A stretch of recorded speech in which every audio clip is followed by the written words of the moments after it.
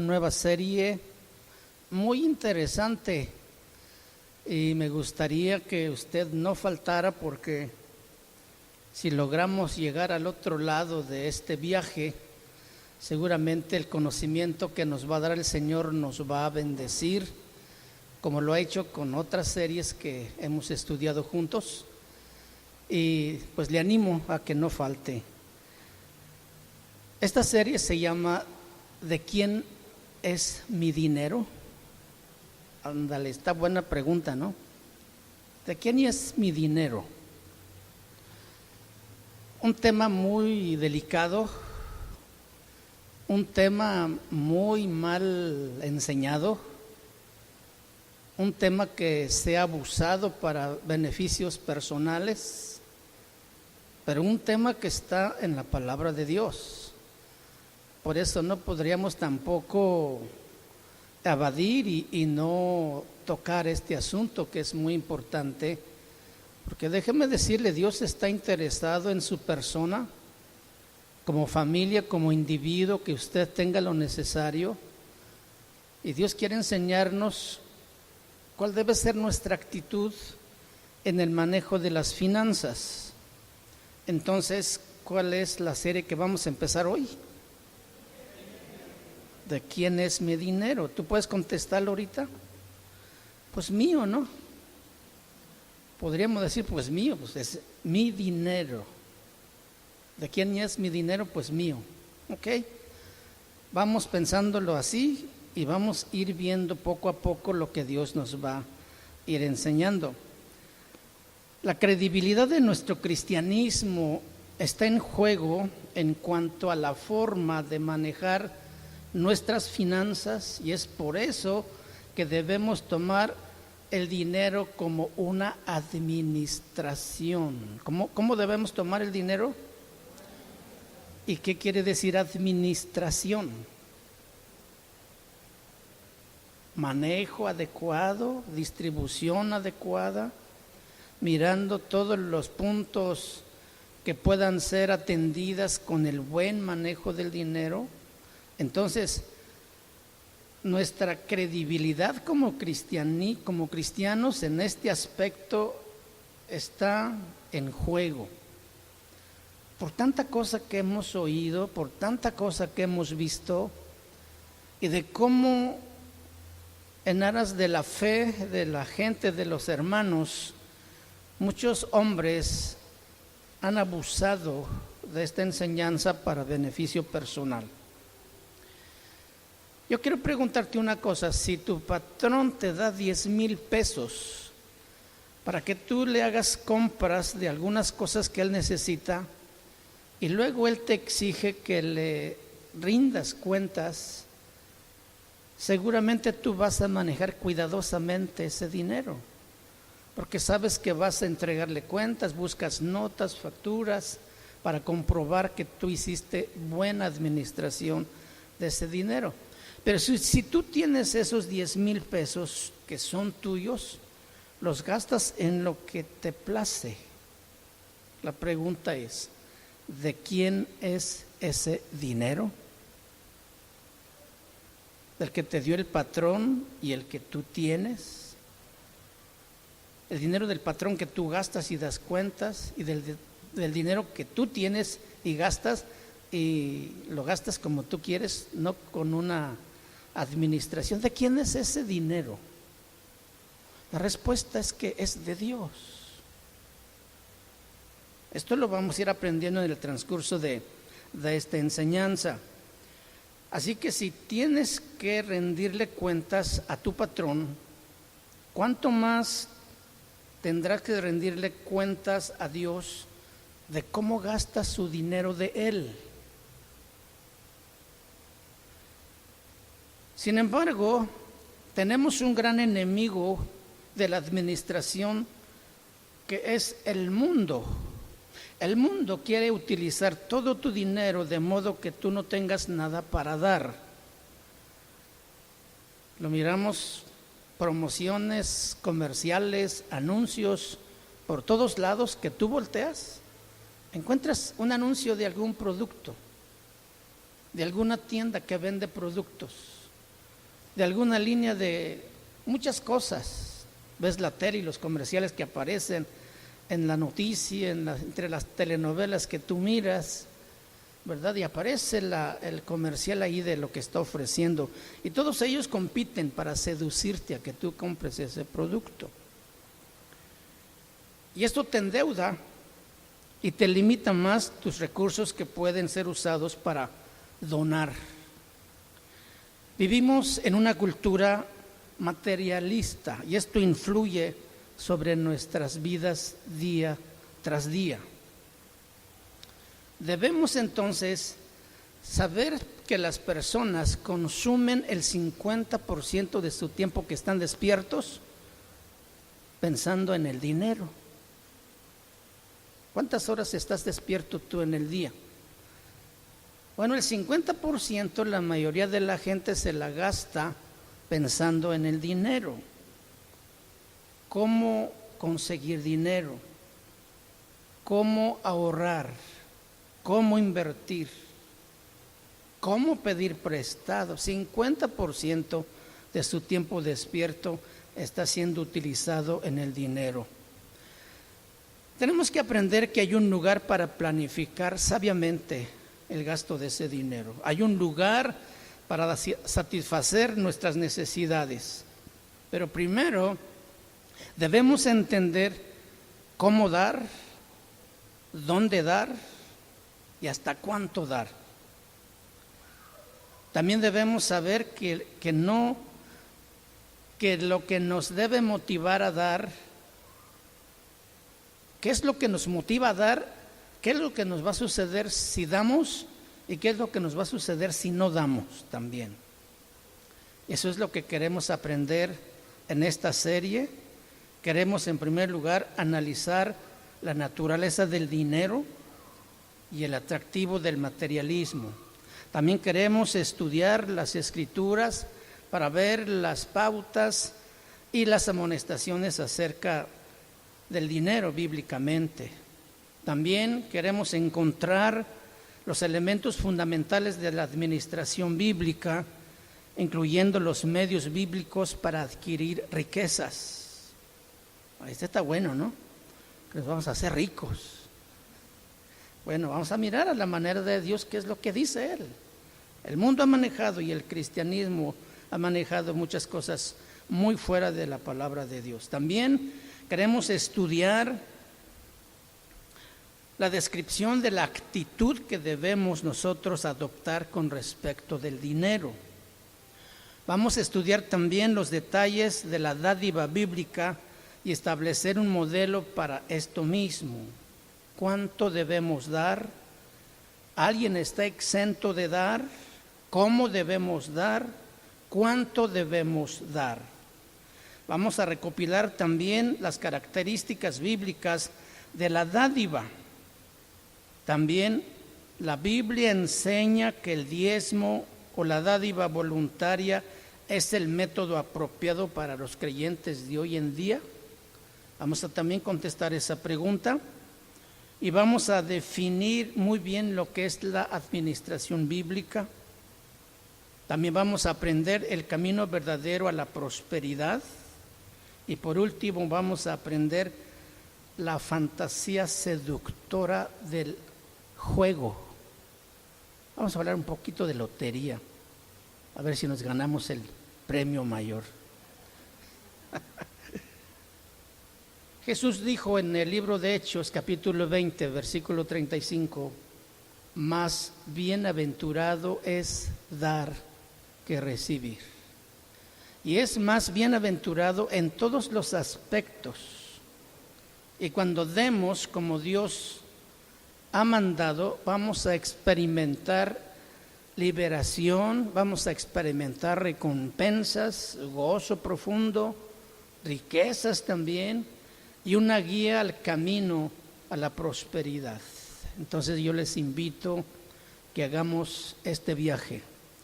La lección de hoy se llama la moralidad del dinero. ¿Cómo se llama la lección? La moralidad del dinero. La gente del mundo se inquieta lucha, trabaja y muchas veces hasta el agotamiento por la certeza de que tiene suficientes riquezas. Pero esto no es necesario para los creyentes, porque nuestro Padre Celestial conoce mucho mejor nuestras necesidades y promete proveer para nosotros diariamente. Tener un criterio adecuado del dinero y las posesiones y manejarlas bíblicamente vienen a ser un serio reto a los que se enfrentan todo cristiano en esta vida. ¿Qué hacemos con nuestros recursos? ¿Cómo debemos gastar nuestro dinero?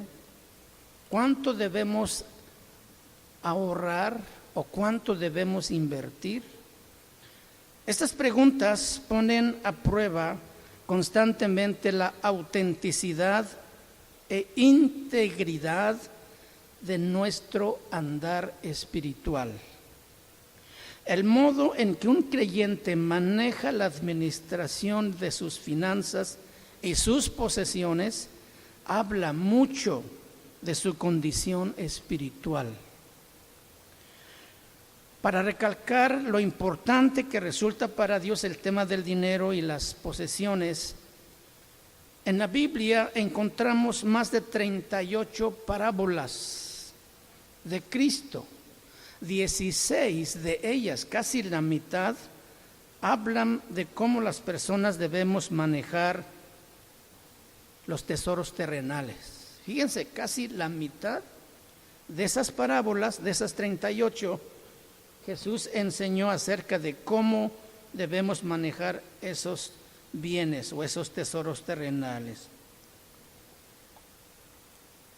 La Biblia completa tiene más de 2,000 referencias a las riquezas y a las propiedades, el doble de las referencias totales que hablan de la fe y de la oración.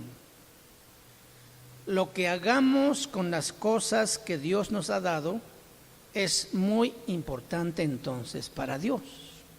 Y nosotros debemos saber cómo es que Él quiere que nosotros manejemos esos recursos, cómo quiere que nosotros manejemos esas posesiones.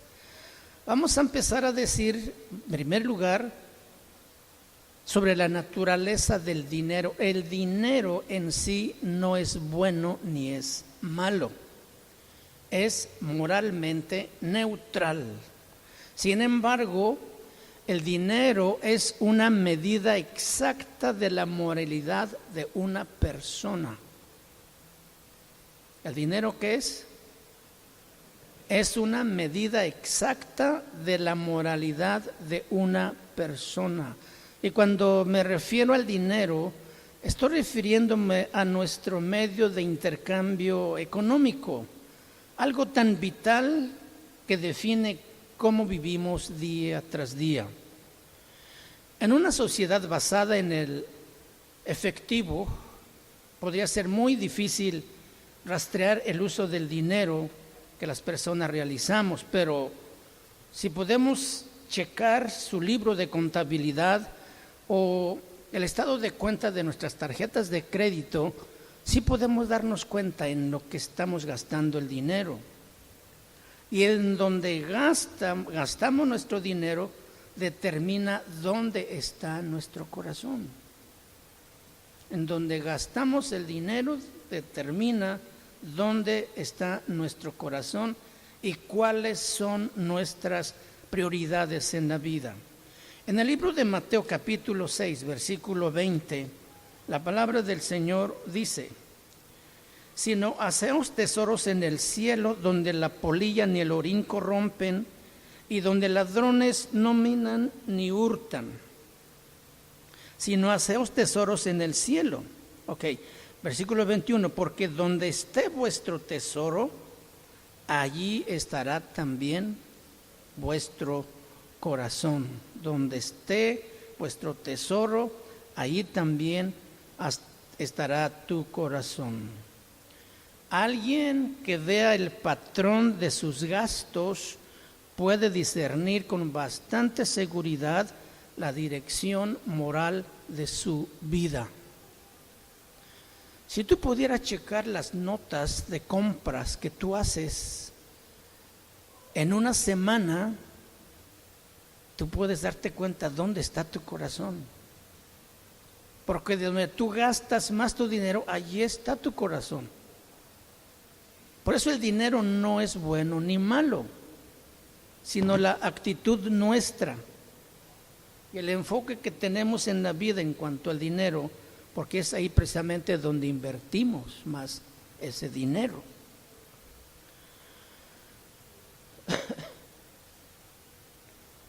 La sabiduría del mundo, la sabiduría convencional, ha creído durante mucho tiempo que necesariamente el dinero corrompe. Pero esta valoración se opone a la experiencia normal y a la lógica también. Ciertamente hay personas ricas que son corruptas, que manifiestan su corrupción a través de la mala utilización de sus riquezas.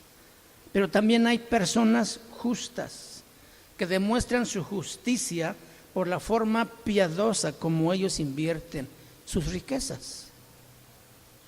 Igualmente, entre los pobres también ha habido aquellos que son corruptos y aquellos que son justos. Así que entonces el dinero no necesariamente corrompe, pero su uso sí revela la corrupción interna de las personas. ¿Qué es lo que sí corrompe? El uso de su dinero. El dinero no es el problema esencial, es sencillamente un indicador del problema real que está dentro del corazón, el cual es un corazón pecaminoso. En el libro de Hechos, capítulo 2, versículo 44, encontramos la vida de la iglesia, la vida de los hermanos de la iglesia primitiva. Versículo 44 dice: todos los que habían creído. ¿Quiénes? Todos los que habían creído estaban juntos. ¿Te imaginas cuántos habían allí? Recuerda que en la primera predicación de Pedro más de 3,000 se convirtieron. Y después otros tantos miles. Así es de que en aquellos tiempos todos los que habían creído estaban juntos y tenían en común todas las cosas. Y vendían sus propiedades y sus bienes y lo repartían a todos según la necesidad de cada uno. Y dice otra porción: y no había ninguno de ellos en necesidad.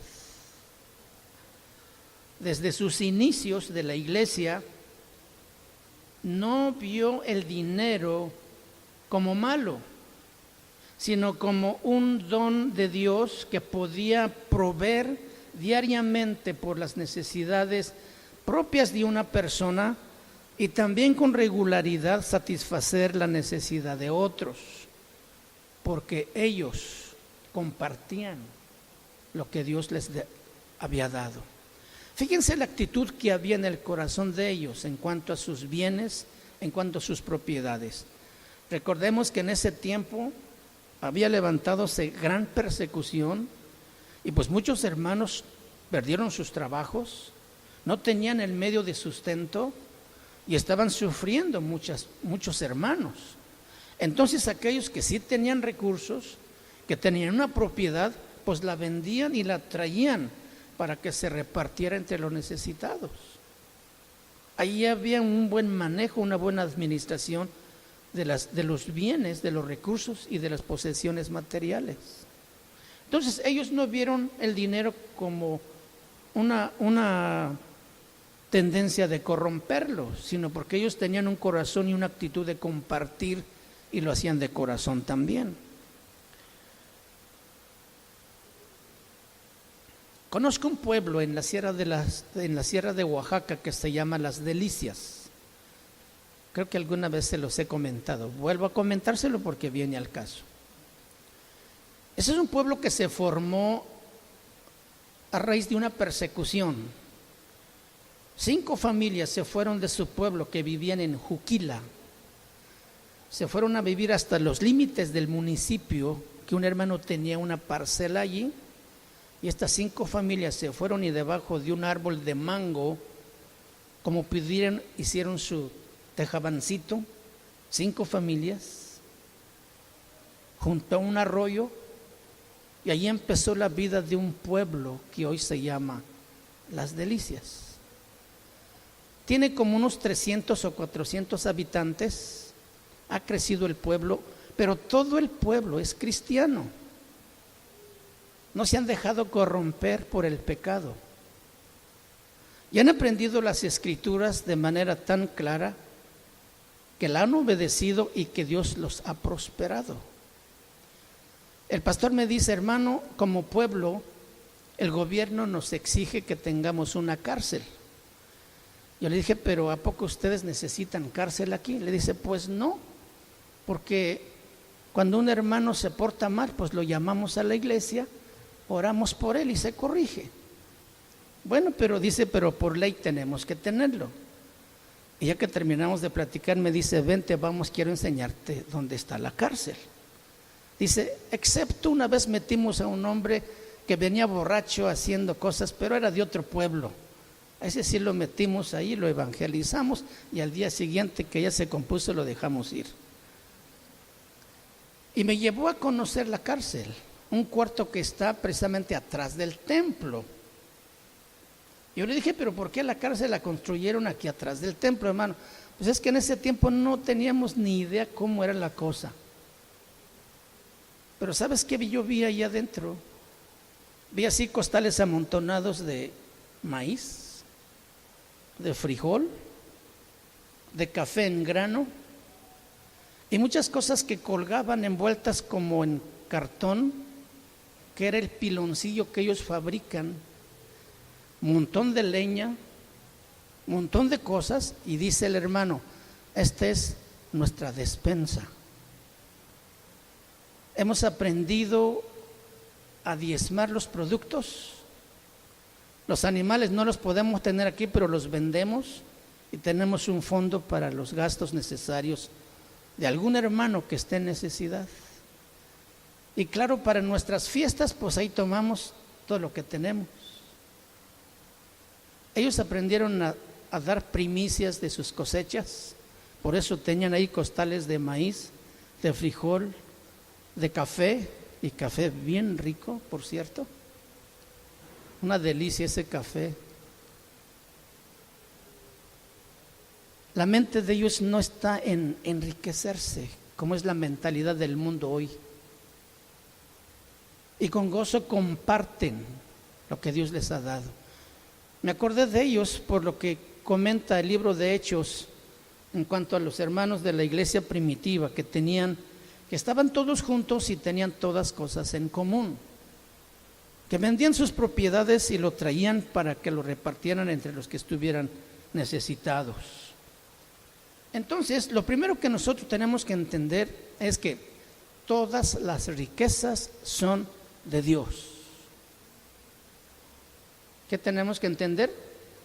Que todas las riquezas son de Dios. A ver, en el libro de Ageo,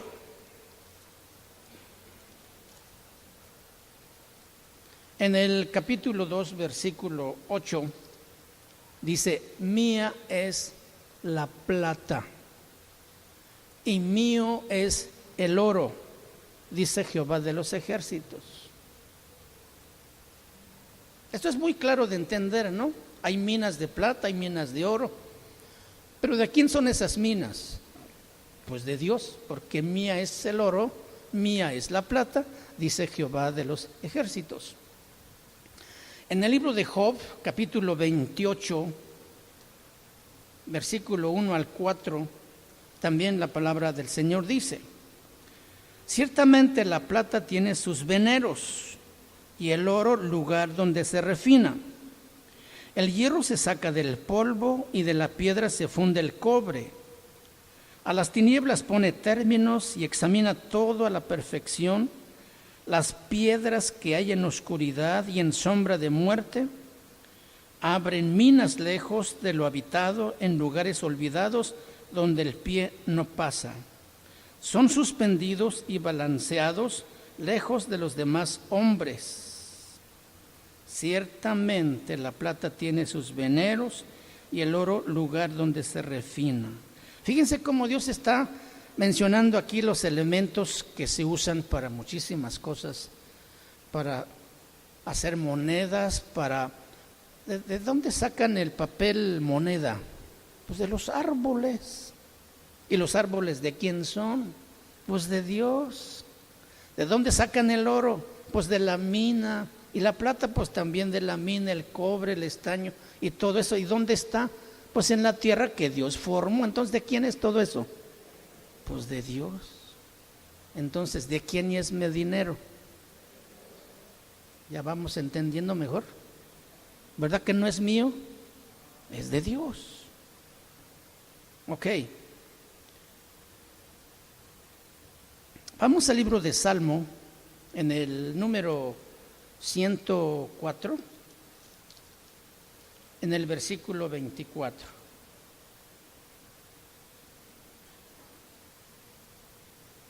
Cuán innumerables son tus obras, oh Jehová. Hiciste todas ellas con sabiduría. La tierra está llena de tus beneficios. ¿La tierra qué?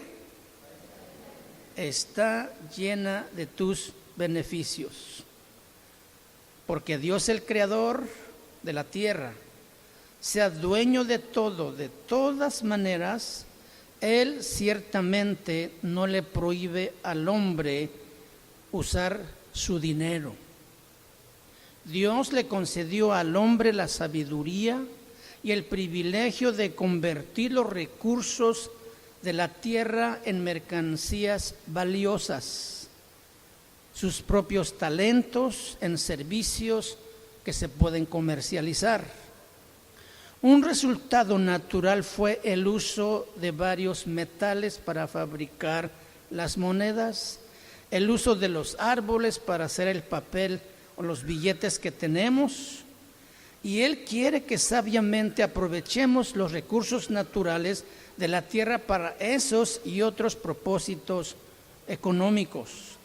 En el libro de Deuteronomio, vamos ahí también, libro de Deuteronomio número 8, versículo 18.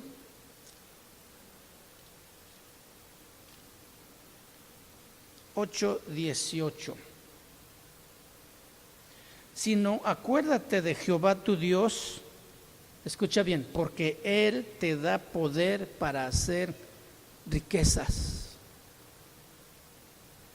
a fin de confirmar su pacto que juró a tus padres, como en este día. ¿Cómo dice? Sino acuérdate, ¿de quién? De Jehová tu Dios, porque Él te da el poder para hacer riquezas. El Señor, en su providencia, ha hecho único a cada ser humano. Voltea a tu hermano y dile, sí, estás diferente a mí. Eres única en el mundo, eres único. No hay nadie que sea exactamente como tú. Qué bueno que es así, ¿no? Porque si todos nos pareciéramos, qué problema entre nosotros, ¿verdad? Ok.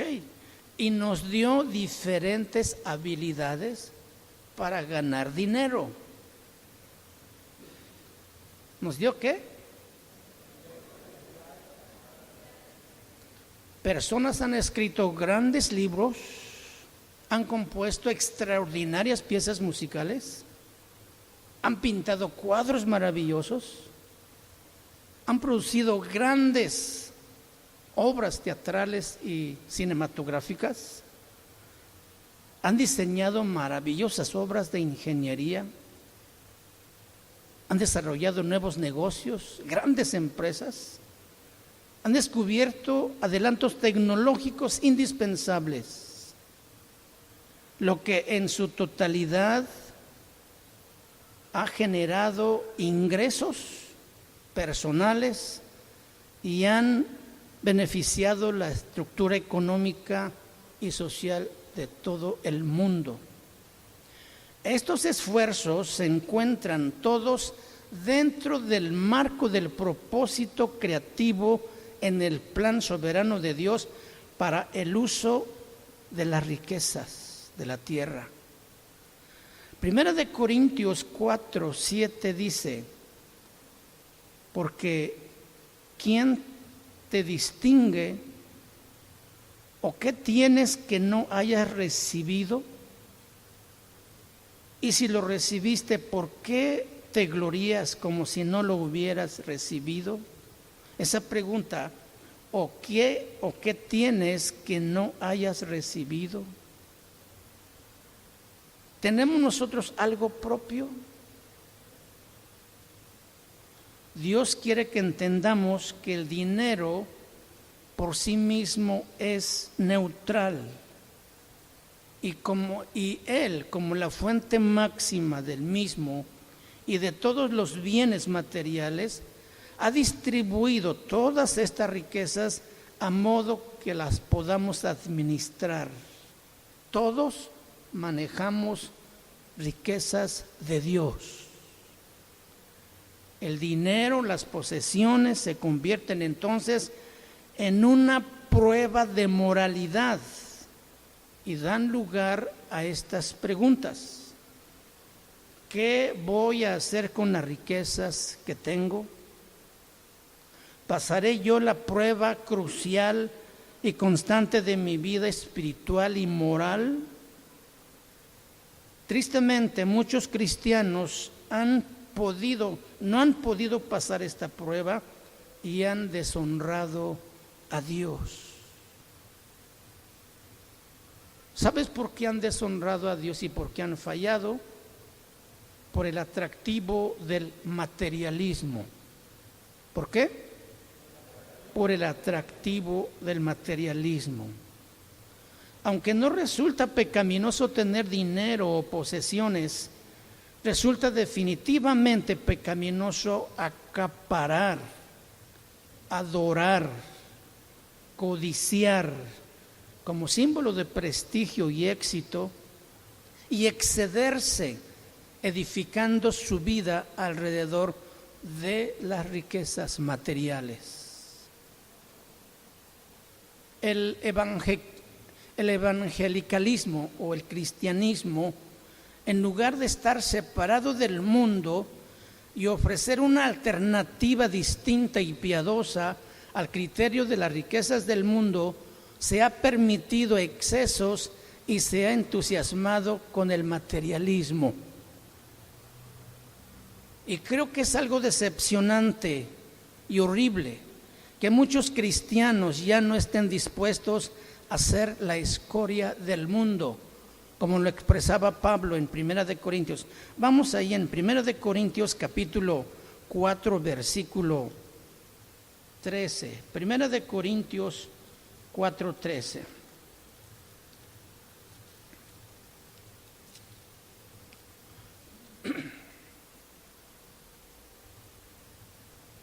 Dice Pablo: nos difaman y rogamos.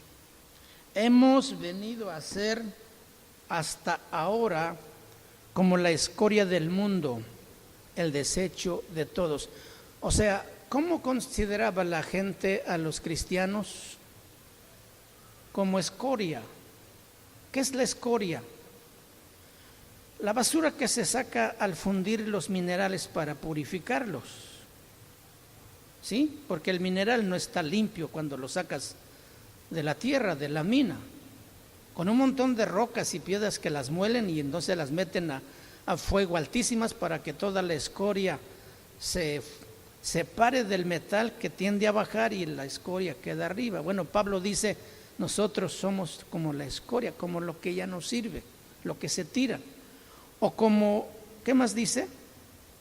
como la escoria del mundo o como el desecho de todos, o sea, el excremento de todos. Lamentablemente, muchos cristianos han olvidado esto. Y en lugar de considerarse personas con un corazón íntegro, pues han preferido muchas otras cosas, porque ya no quieren ser la escoria del mundo o el desecho de todos. Ahora se les dice: tú eres un hijo del rey y mereces todo lo mejor, mereces la mejor casa, el mejor carro, el mejor empleo, y les meten esa idea. Cristianos,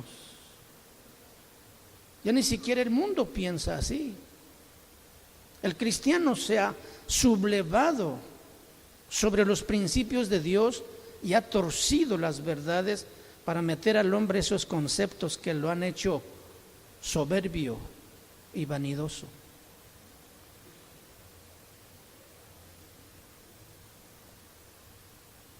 Y hasta parece que el diablo mismo les da la sabiduría para hacer riquezas de esa manera. Y tú dices: ¿cómo es que prosperan ellos tanto? Si yo me esfuerzo en ser cristiano y pues apenas camino. Bueno, Dios conoce tu corazón también. Pablo decía: ellos nos consideran como la escoria del mundo, como la basura, como el estiércol, el desecho de todos.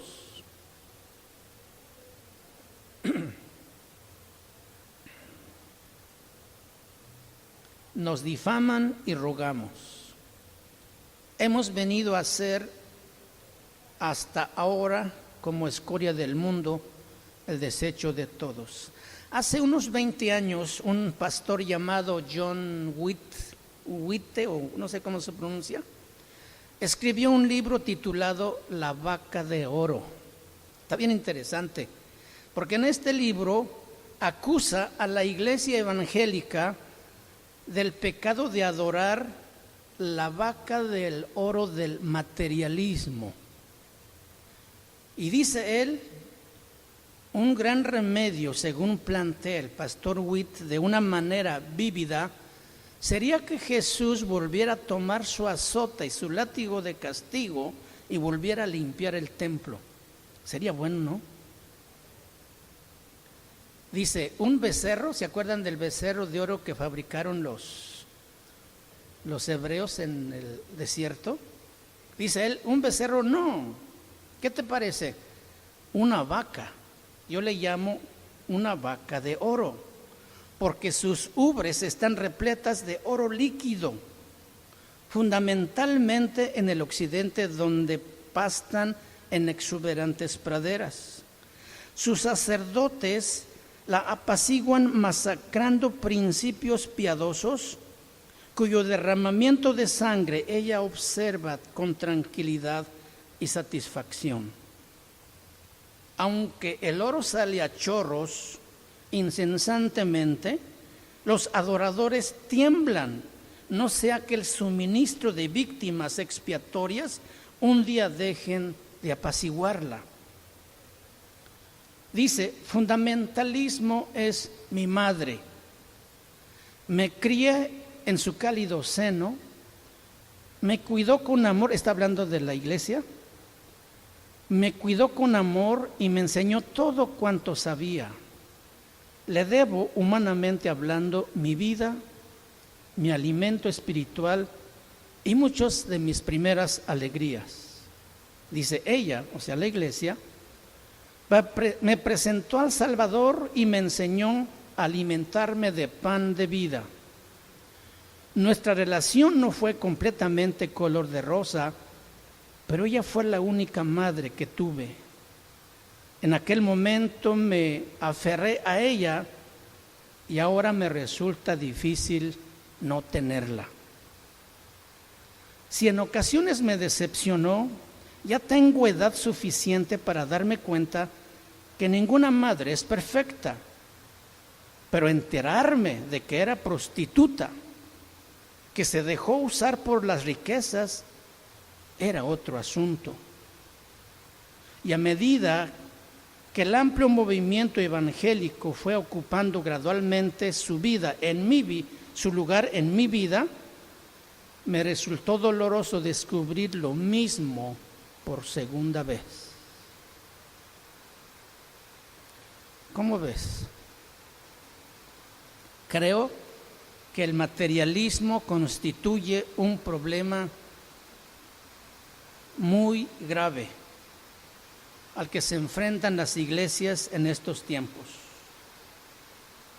Hay tantos miembros en las iglesias que son igual que el rico insensato que menciona el evangelista Lucas. Vaya conmigo, Lucas capítulo 12, versículo 16.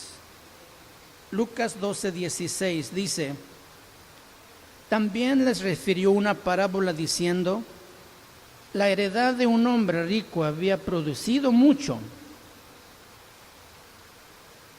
Y él pensaba dentro de sí diciendo: ¿qué haré porque no tengo dónde guardar mis frutos?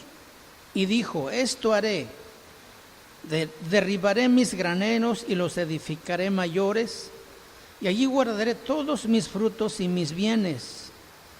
Y diré a mi alma: alma, muchos bienes tienes guardados para muchos años. Repósate, come, bebe y regocíjate. Pero Dios le dijo: necio, esta noche vienen a pedir tu alma, y lo que has provisto, ¿de quién será? Así es el que hace para sí tesoros y no es rico para Dios. Tristemente hay muchos cristianos que son como este hombre rico, que para nada era un modelo para los creyentes.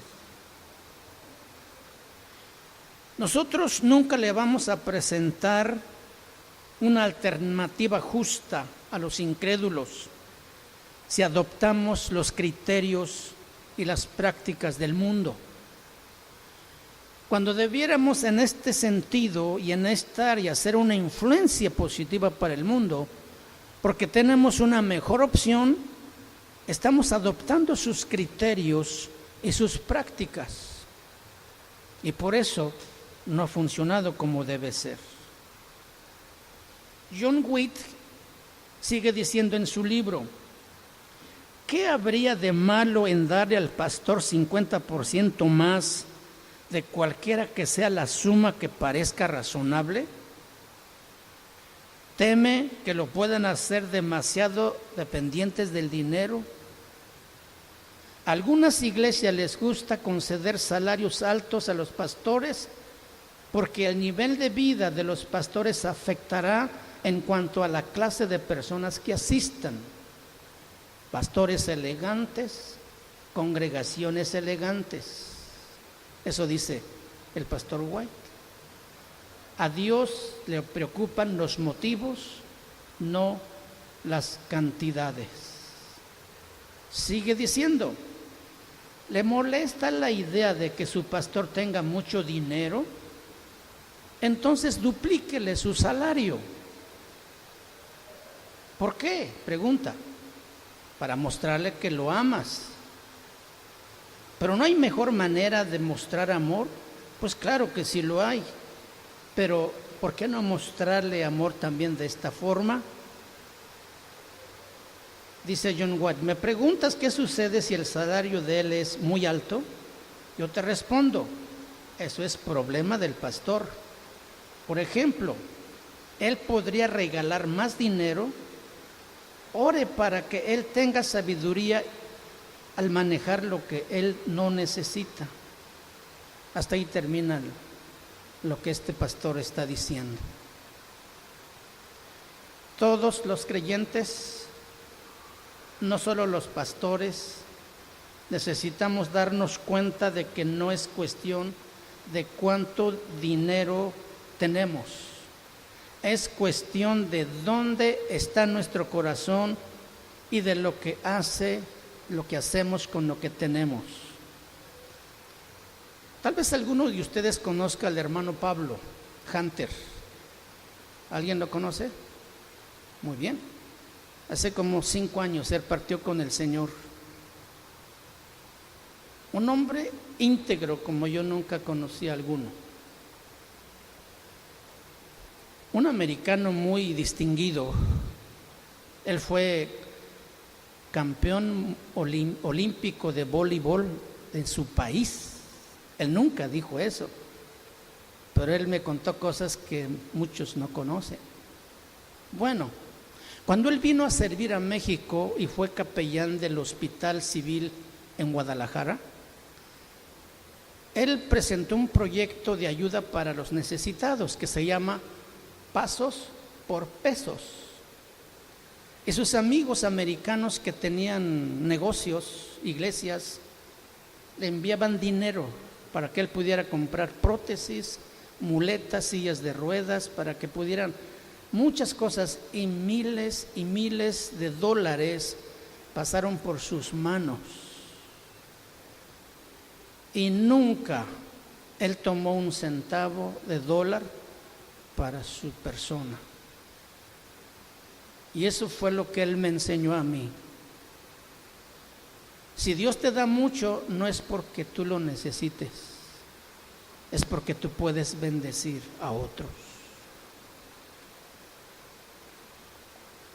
Siendo un hombre americano muy inteligente, desde los 17 años empezó a pastorear una iglesia, 17 años de edad, y predicó el resto de su vida hasta los 98 años que murió.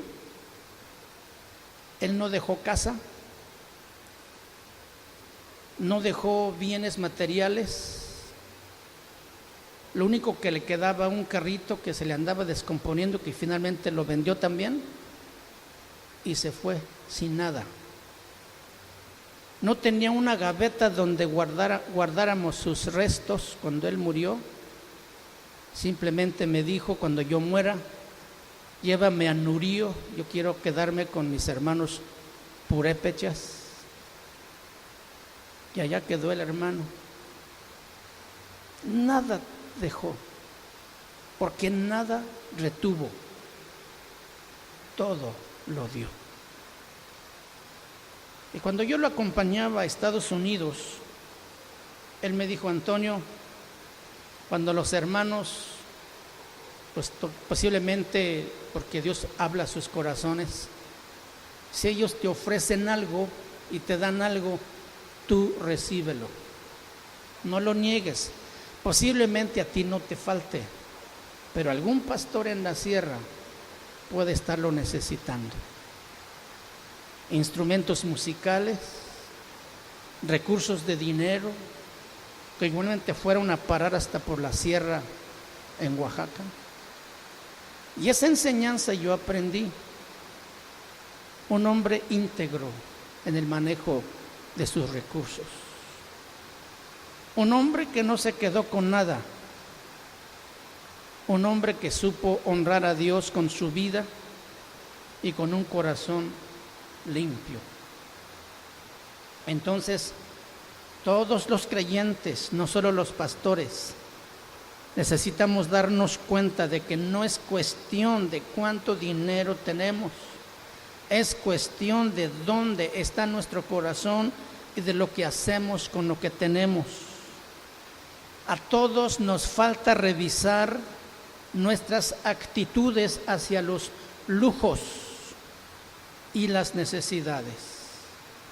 En el libro de Proverbios, capítulo 30, en el versículo 8, Proverbios 38 dice: vanidad y palabra mentirosa aparta de mí. No me des pobreza ni riqueza, manténme del pan necesario. No sea que me sacie y te niegue y diga: ¿quién es Jehová? O que siendo pobre hurte y blasfeme el nombre de mi Dios.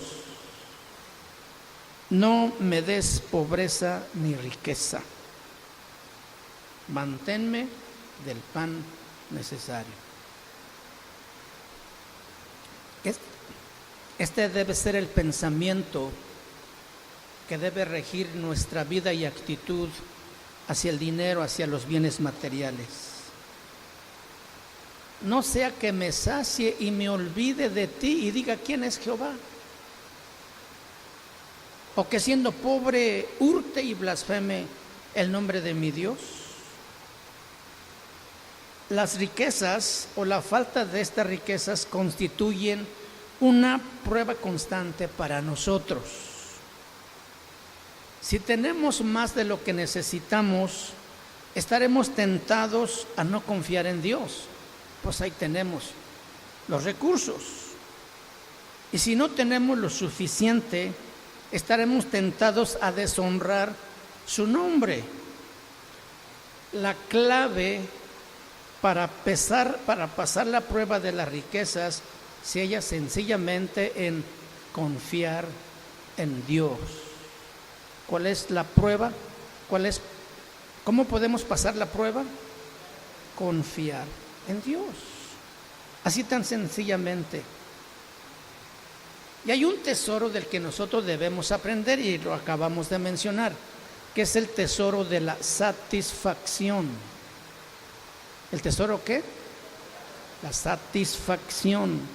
El diccionario define satisfecho como siente o manifiesta satisfacción con sus posesiones, estado o situación. Sin embargo, para el cristiano, una definición de satisfacción va más allá de la cuestión del éxito y las riquezas mundanas.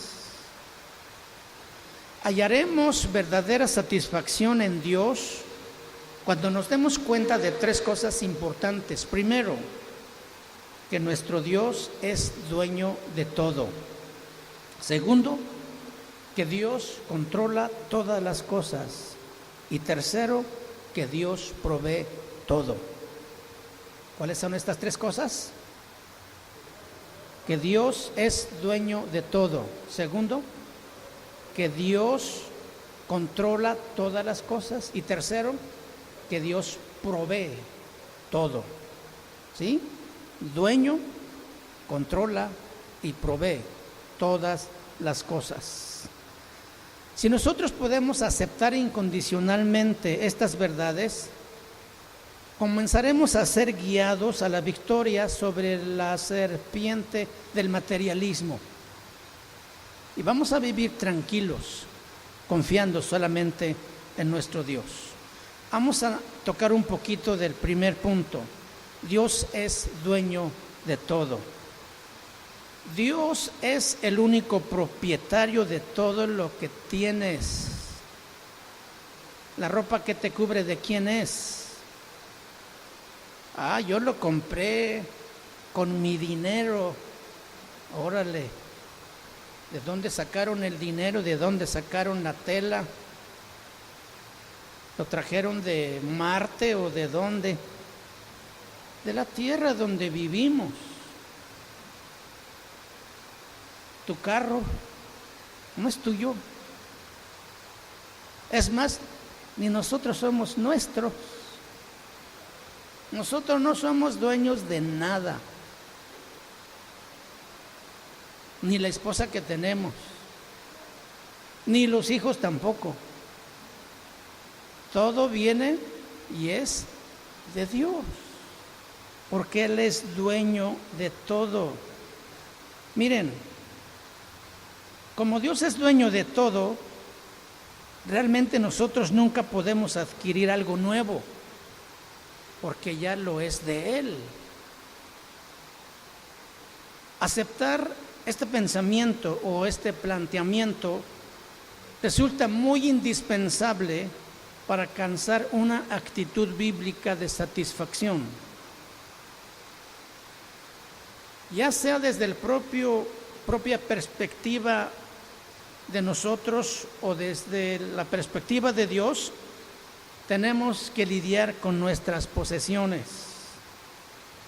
Siempre que le pertenezcan a Él, debes dejar de preocuparte y dejar que Él se preocupe de ellos. Así fue como reaccionó un día Juan Wesley cuando le avisaron que su casa lo había consumido un incendio.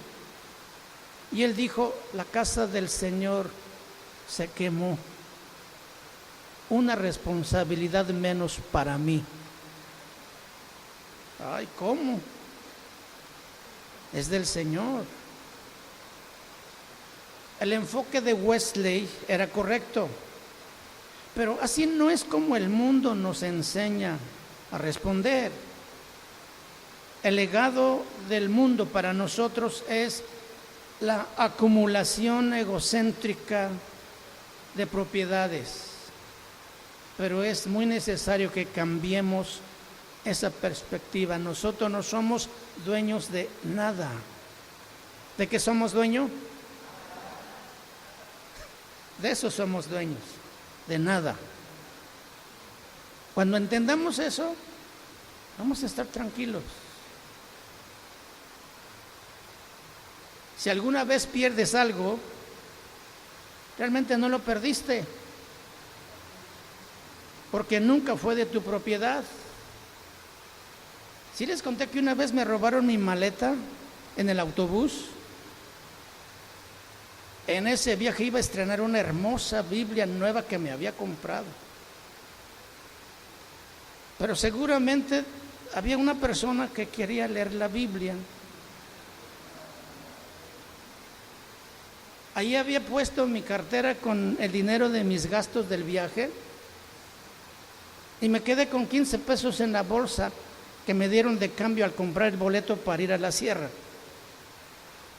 Seguramente alguien necesitaba comer ese día y necesitaba ese dinero.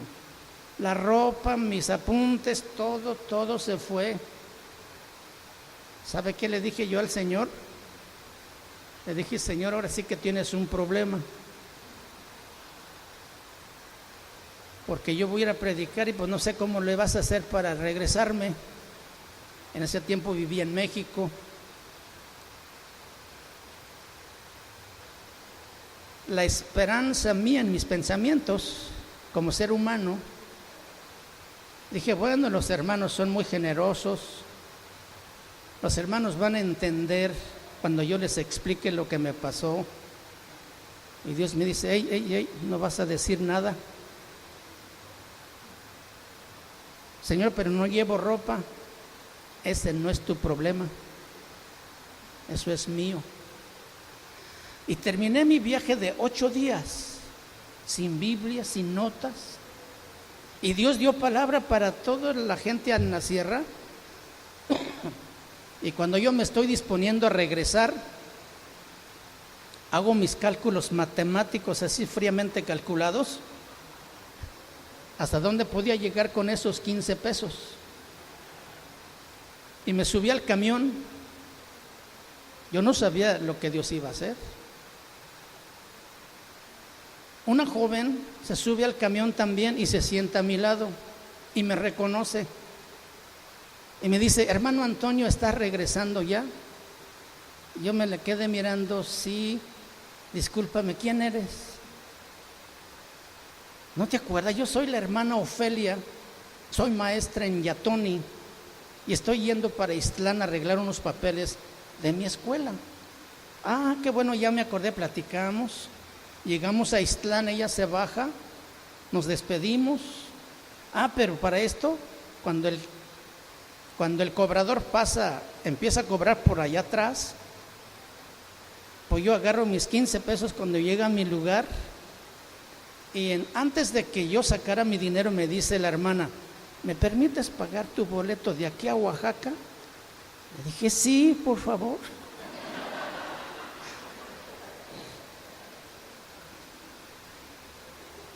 Las oficinas de la CEP están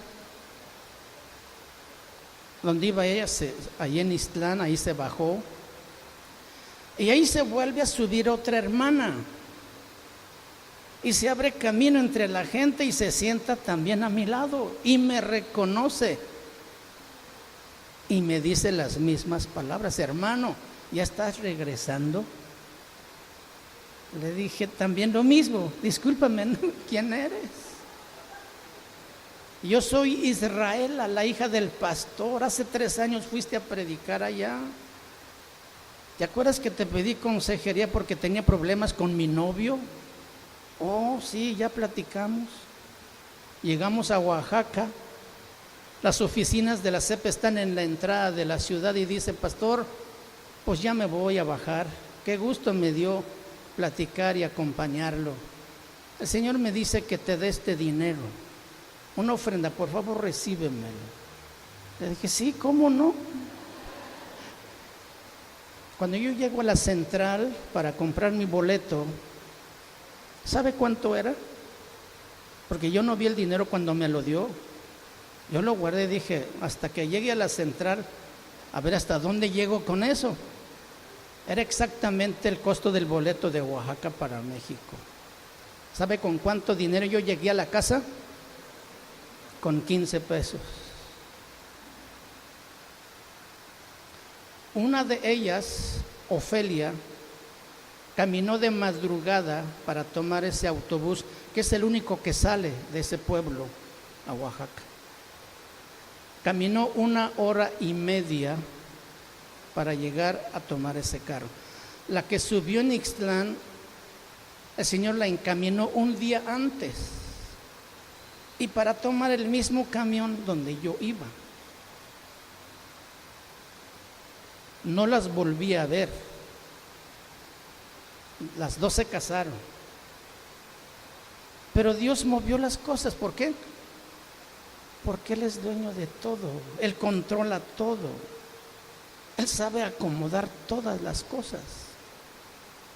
Y por eso nosotros podríamos disfrutar de mucha paz cuando enfrentamos situaciones económicas difíciles. Porque no hay una llave más sencilla y eficaz que confiar solamente en Dios y esperar en Él lo que Él va a hacer.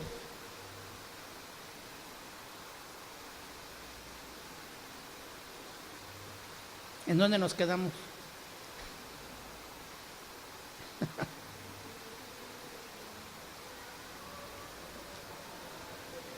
Si alguien necesita algo de lo que tienes, Él puede estar tan facultado como tú para tenerlo, porque tú no eres dueño de nada.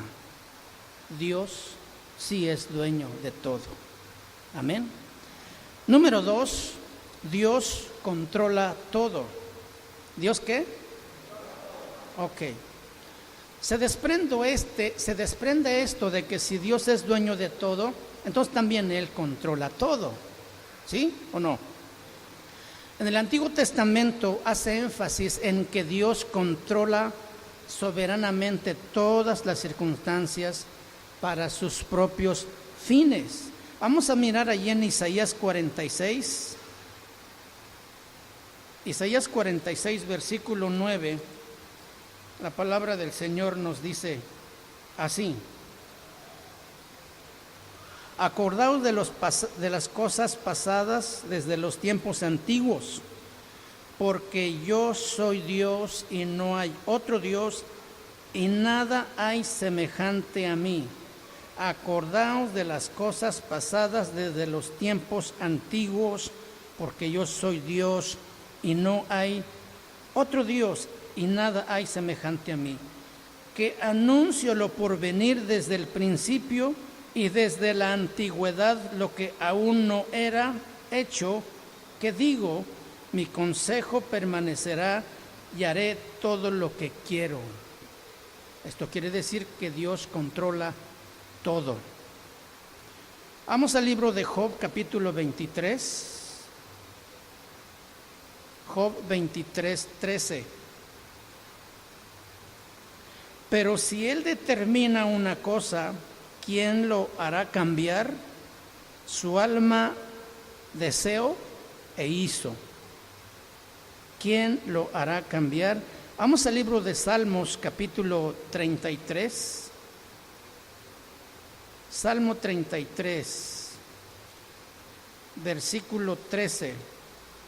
No, perdón, versículo 11. Salmo 33, 11. El consejo de Jehová permanecerá para siempre, los pensamientos de su corazón por todas las generaciones. O sea que Dios no cambia y sus pensamientos permanecen para siempre. Proverbios 16, 9. Proverbios 16, 9. Dice: el corazón del hombre piensa su camino, mas Jehová endereza sus pasos. Dios controla todo, ¿verdad? Ok. Capítulo 21 de ese mismo libro, en el versículo 1 dice: como los repartimientos de las aguas, así está el corazón del rey en la mano de Jehová, y todo lo que quiere lo inclina. Y todo lo que quiere lo inclina. Versículo 30 de ese mismo libro dice: no hay sabiduría ni inteligencia ni consejo contra Jehová. Lo que Él determina hacer, lo hace, porque Él controla todo. Daniel, todos conocemos la historia de Daniel cuando él es llamado frente al rey para interpretar el sueño que había tenido. Cuando él recibe por revelación el significado, él agradeció a Dios, porque es Dios quien lo revela, y le dijo al rey: no soy yo, sino Dios es el que da la revelación. ¿Sí? Cuando fue echado al foso de los leones en el capítulo 6 de Daniel, a pesar de esas circunstancias peligrosas en el que estaba él, rodeado por leones hambrientos, al parecer Daniel no estuvo realmente en aprietos. ¿Por qué? Porque él sabía que Dios tenía control de todo. Cuando el rey lo llama, dice: Daniel, ¿todavía vives? Dice: aquí estoy. El ángel del Señor vino y cerró la boca de los leones. ¿Qué haríamos nosotros en situación como esa? Desesperados, angustiados. El rey no había podido dormir, aún en la comodidad de su palacio. No había podido beber, ni comer, ni ser entretenido. Estaba preocupado porque este asunto se le había salido de control. A diferencia de Daniel, en situación totalmente distinta, pero una confianza total en el Señor. Daniel tenía fe segura en que Dios tenía el control soberano de todas las cosas. Darío estaba nervioso y estaba temblando porque él no conocía al controlador divino y creía que la situación se había escapado de su mano. Daniel podía confiar en el control de Dios sobre una situación que amenazaba su vida. Entonces puede confiar en el control de Dios sobre todas las circunstancias, incluso aquellas las más pequeñas que pudieran haber. Dios controla todo. Y tercero, Dios provee todo. Dios es dueño de todo, de todos los recursos, y controla todas las circunstancias, de modo que el que pueda confiar en Él puede estar tranquilo. Él conoce cada necesidad de su pueblo, y Él dice en Filipenses 4:19 que Él suplirá todo conforme a las riquezas en gloria. ¿Tú te imaginas qué es esto? Dice: suplirá conforme a sus riquezas. Esa es la promesa que Dios nos ha dado. Él suplirá todo conforme a sus riquezas, no conforme a nuestros recursos, no conforme a nuestras riquezas o posesiones, sino conforme a sus riquezas en gloria. Esto debe tranquilizarnos y debe ayudarnos a confiar más en Dios. Entonces, la provisión de Dios para aquellos que confían en Él es tan característico de su naturaleza que constituye uno de sus más hermosos nombres. ¿Tú conoces a ese Jehová Jireh? Jehová que suple, que provee. Bueno, Eso es lo que exactamente el Señor dijo a sus discípulos: no se preocupen por lo que habrán de comer, de vestir o comer. Nuestro Padre Celestial tiene cuidado de ustedes. Luego el salmista dice en el número 37-35: joven fui y he envejecido, y no he visto a justo desamparado ni su hijo que mendigue pan. Estas palabras nos deben dar confianza. Si sabemos que Dios es el dueño de todo el mundo, que controla todas las cosas en el mundo, hasta sus activos, y puede proveer para ti, para nuestros hijos, entonces podemos confiar en Dios y no en los lujos que podamos acumular. No debemos ser atraídos por el materialismo, ni de hacer acopio de cosas para el futuro. No es necesario que su vida diaria como cristiano gire en torno a estas preocupaciones, sino en torno de estar satisfecho con lo que Dios nos ha dado. Amén. Primera de Timoteo capítulo 6, versículos 6 al 8, entre otras cosas dice: gran ganancia es la piedad acompañada de contentamiento. Y en Hebreos capítulo 13, versículo 5 dice, entre otras cosas, que estemos contentos con lo que tenemos. No tenemos que ser dueños de todo, ni tener el control de todas las cosas para tener el dinero suficiente para nuestras necesidades básicas. En cambio, podemos echar a un lado toda preocupación y afán en cuanto a nuestras necesidades y recibir con alegría lo que Dios nos conceda para que lo invirtamos en su reino. ¿Para que qué?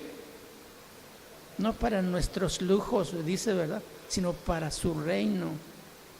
Esa es la respuesta bíblica de cómo debemos ver las riquezas y cómo nosotros debemos comenzar a lidiar con cualquier preocupación orgullosa y egoísta por la avaricia y el materialismo que tanto atrapa la mente y el corazón de los hombres y de muchos cristianos también. Que Dios nos ayude, ¿verdad? Bueno, pues esta es la primera parte de este camino. Vamos a pedirle a Dios que nos ayude a entender estos principios para que podamos desterrar todos aquellos conceptos que a lo mejor fuimos enseñados equivocadamente, y para que nuestro corazón tenga paz y esa confianza que Dios nos invita a tener en Él, al entender que Él es dueño de todo, que Él controla todas las cosas y que Él provee todo lo que podemos necesitar. Y que vivamos en esa paz y en esa confianza porque somos sus hijos y Él nos ama mucho también. Oremos al Señor. Padre, muchas gracias te damos por tu palabra en esta nueva serie que hoy damos inicio, Señor, pidiéndote siempre que nos ayudes a tener un corazón abierto, un espíritu sensible a tu voz, para asimilar estas verdades que tú quieres sembrar en nuestro corazón.